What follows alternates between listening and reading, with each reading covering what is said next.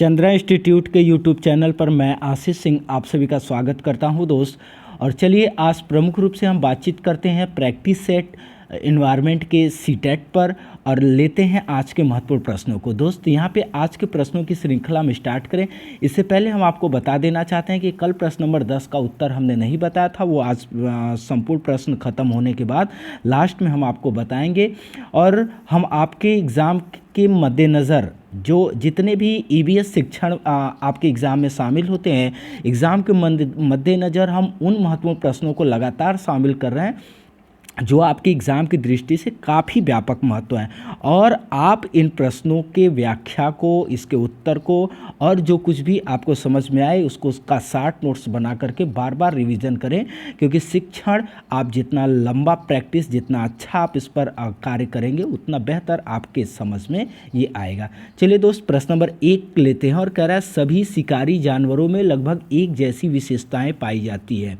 ये एक उदाहरण है और कह रहा है कि उक्त उदाहरण पर्यावरण शिक्षण के 5 ई में किस स्तर पर आता है। ए कह रहा है व्यस्तता के स्तर पर आता है, बी कह रहा है व्याख्या के स्तर पर आता है, सी कह रहा है परिष्कृत वर्णन के स्तर पर आता है और डी कह रहा है मूल्यांकन के स्तर पर आता है। आप कमेंट करें तब से हम आपको बता देते हैं। ध्यान दीजिएगा, पर्यावरण शिक्षण के 5 ई होते हैं। पहले नंबर पर आता है आपका इंगेज, इंगेज। इंगेज होता है व्यस्तता। दूसरे नंबर पर होता है एक्सप्लोर। एक्सप्लोर क्या होता है, ध्यान दीजिएगा, एक्सप्लोर का मतलब होता है खोज करना। और तीसरे नंबर पर आता है एक्सप्लेन। एक्सप्लेन होता है आपका क्या करना, व्याख्या करना। चौथे नंबर पे आता है एलोबरेट। एलोबरेट होता है परिष्कृत वर्णन करना। और पांचवा होता है इवैल्यूएशन, जिसको कहते हैं मूल्यांकन करना। ये होता है पर्यावरण शिक्षण के 5 ई होता है। अब इसमें उदाहरण के आधार पर प्रश्न बनाया गया है कि दिया गया उदाहरण किस स्तर का वर्णन कर रहा है। तो ध्यान दीजिएगा, प्रश्न नंबर 1 का राइट आंसर है ऑप्शन नंबर डी। सभी शिकारी जानवरों में लगभग एक जैसी विशेषताएं पाई जाती हैं। इस उदाहरण पर बच्चा तब पहुंचता है जब उसके अंदर मूल्यांकन करने की क्षमता होती है। क्यों? क्योंकि वो विविध जानवरों का अवलोकन किया होगा, उससे निष्कर्ष निकाला होगा और निष्कर्ष निकालने के पश्चात तब उसने अंतिम में मूल्यांकन किया होगा कि सभी शिकारी जानवर एक जैसे होते हैं। अतः जो उदाहरण दिया गया है यह उदाहरण हमारा पर्यावरण शिक्षण के 5 ई में से यह इवैल्यूएशन 5वें पर और आपके एग्ज़ाम में जो आपके प्रश्न में जो ऑप्शन दिया ऑप्शन नंबर डी पर ये आता है। ठीक है, तो ध्यान दीजिएगा, प्रश्न नंबर 1 का right answer option number D होगा।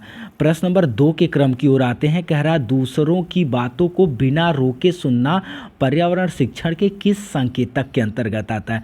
ऑप्शन नंबर ए प्रयोग करना, ऑप्शन नंबर बी न्याय समानता के प्रति सरोकार या चिंता, ऑप्शन नंबर सी सहभागिता, डी वर्गीकरण। चलिए, प्रश्न नंबर 2 के लिए आप कमेंट करिएगा। ध्यान दीजिएगा कि पर्यावरण शिक्षण के अंतर्गत एनसीईआरटी ने आपके 10 पर्यावरण शिक्षण के संकेतक बताए हैं। इस 10 पर्यावरण शिक्षण के संकेतक से प्रत्येक आपके जितनी बार भी सीटेट का एग्जाम होता है एक प्रश्न निश्चित तौर पर आता है। इन्हीं श्रृंखलाओं में से थोड़े से समझ वाले प्रश्नों को शामिल हमने किया है कि दूसरों की बातों को बिना रोके सुनना पर्यावरण शिक्षण के किस संग। तो देखिए, बिना रोके सुनने का मतलब यही है कि आप दूसरों के मध्य अपनी बनाए हुए हैं क्या, सहभागिता। मतलब जब बालक दूसरों की बातचीत को अपने में जब सहभागी बनाता है, सहभागिता के अंतर्गत आता है, जहाँ पर बच्चे में क्या होता है, जहाँ पर बच्चे में एक दूसरे के प्रति समर्पण, एक दूसरे के प्रति सहयोग, एक दूसरे के प्रति इस प्रकार की भावनाएं जिससे आपस में दो व्यक्तियों को कनेक्ट करती हैं, जोड़ती हैं, वहाँ सहभागिता होता है। तो दूसरे की बातों को बिना रोके सुनने के लिए बालक को सहभागिता के अंतर्गत प्रशिक्षित होना पड़ता है या सहभागिता जैसे कौशलों से उसे गुजरना पड़ता है। अतः यह हमारा दूसरों की बातों को बिना रोके सुनना सहभागिता के अंतर्गत आता है। प्रश्न नंबर 3 के क्रम की ओर आते हैं। कह रहा सतत मूल्यांकन के अंतर्गत शामिल नहीं होता है। अब ध्यान दीजिएगा, कह रहा सतत मूल्यांकन के अंतर्गत शामिल नहीं होता, हमें निगेटिव आंसर चाहिए। कह रहा अवलोकन, ड्राइंग, वर्गीकरण कौशल, अभिव्यक्ति की क्षमता, सी कह रहा भाषा की समझ, चौथा कह रहा डी कठिन शब्दावली की समझ।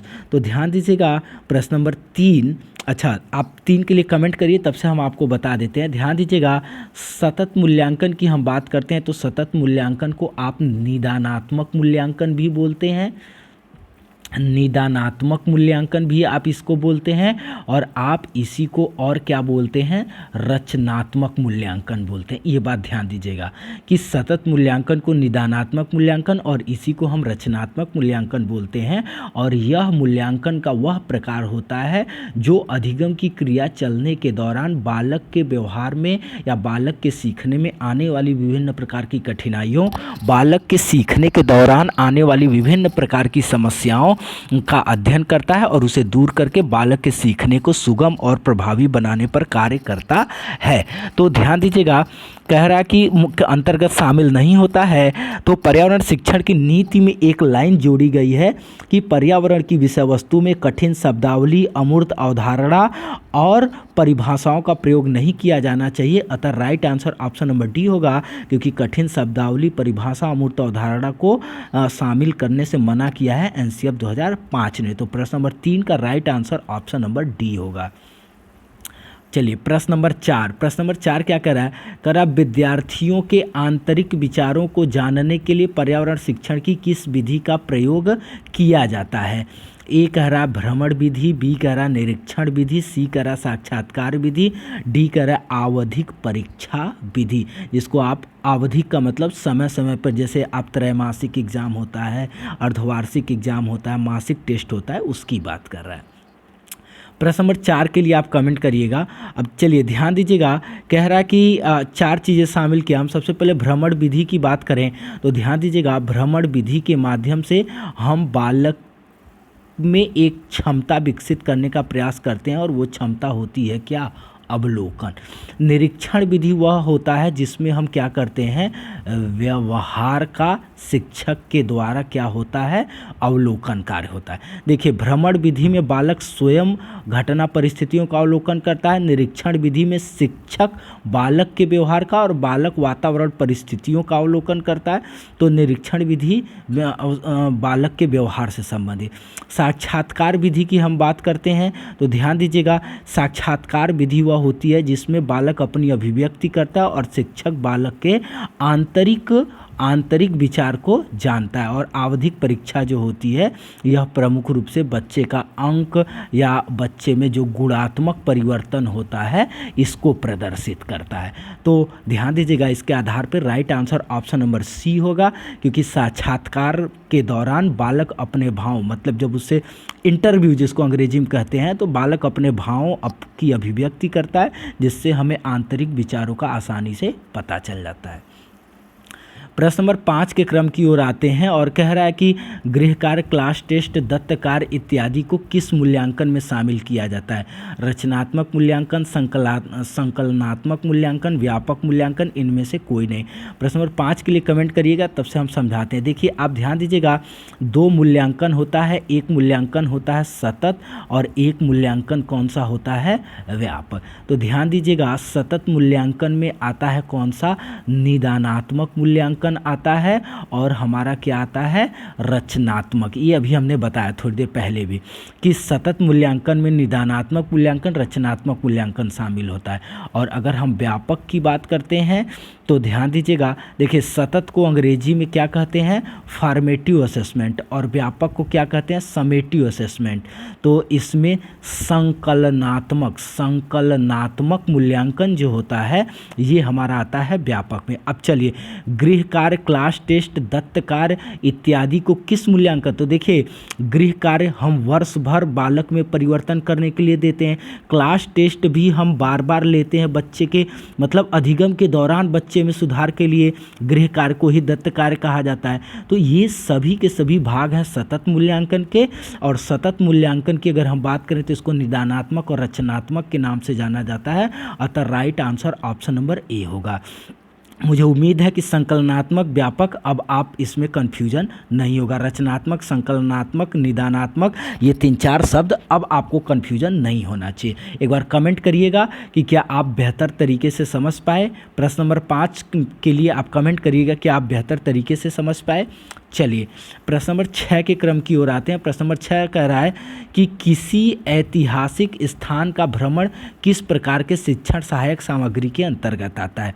दृश्य शिक्षण सहायक सामग्री, बी कह रहा श्रव्य शिक्षण सहायक सामग्री, सी कह रहा श्रव्य दृश्य शिक्षण सहायक सामग्री, डी कह रहा है क्रियात्मक शिक्षण सहायक सामग्री।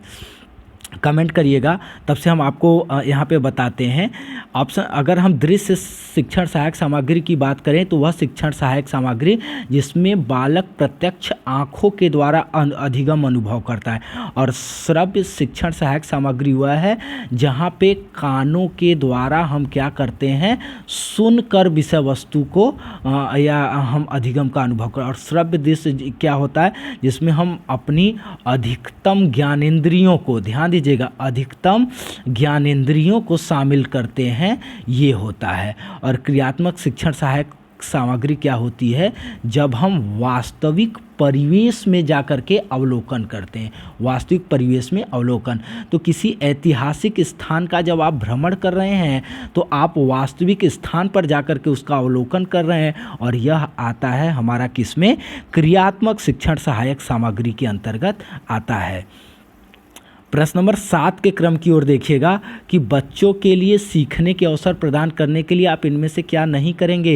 ए कह रहा बच्चों को समस्या सुलझाने के लिए प्रेरित करेंगे, बी कह रहा उनकी अवधारणात्मक समझ स्पष्ट करने में मदद करेंगे, सी कह रहा उन्हें सुझाव व संकेत देंगे जिससे बच्चे नया ज्ञान सीखें, और डी कह रहा उन्हें सही उत्तर अच्छी तरह समझा देंगे।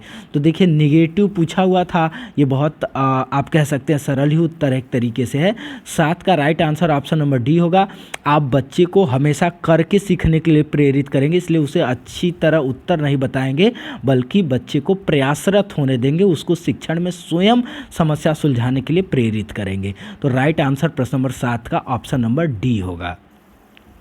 प्रश्न नंबर 8 के क्रम की ओर आते हैं। कह रहा पर्यावरण अध्ययन की कक्षा में सरल प्रयोग और निर्देशन किए जा सकते हैं। मतलब सरल प्रयोग और निर्देशन किस प्रकार किए जा सकते हैं। अच्छा ये क्या, इतने लोग लाइव हैं और लाइक इसमें से आधे लोगों ने भी नहीं किया। क्या ये बात रोज़ कहना पड़ता है क्या, कि कम से कम हमारा मेहनत आपके एक लाइक बराबर तो बनता है, एक लाइक तो आप कर ही सकते हैं।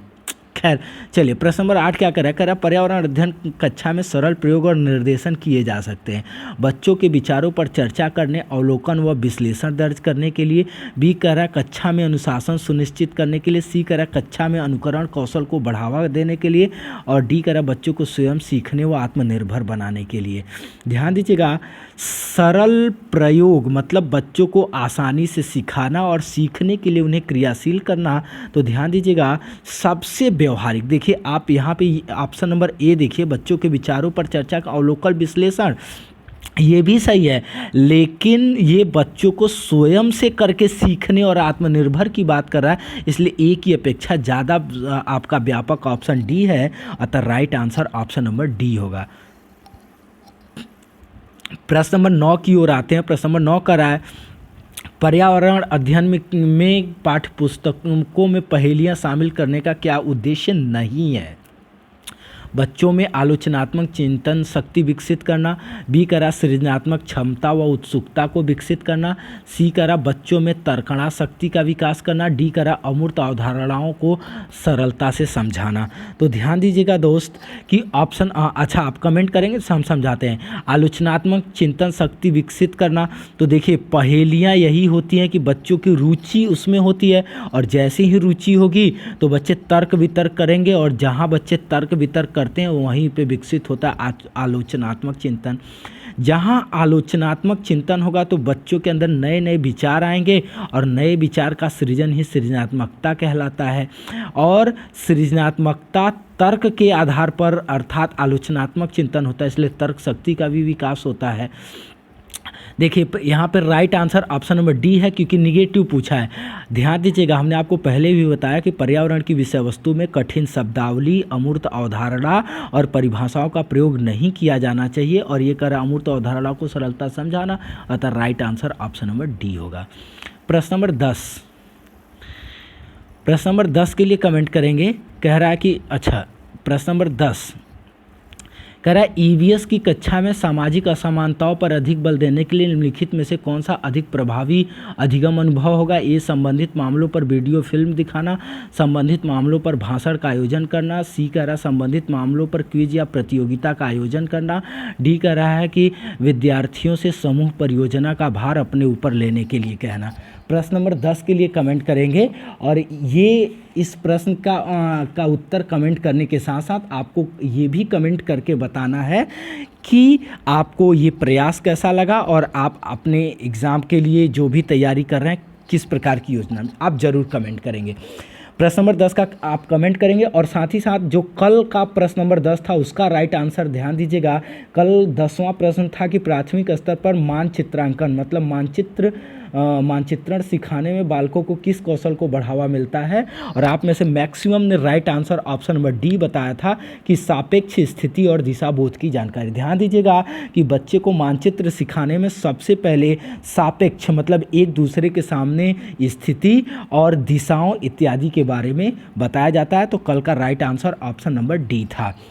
ध्यान दीजिएगा हमारे सभी कोर्सेज़ में 25% डिस्काउंट चल रहा है। आप हमारा कूपन C2020 यूज करके आप अपने सभी कोर्सेज़ में 25% का डिस्काउंट प्राप्त कर सकते हैं। और साथ ही साथ रजत को मोटिवेट करने के लिए उनका चैनल रजत फॉर यू आप सब्सक्राइब करें, वीडियो को एंजॉय करें। Thank you very much.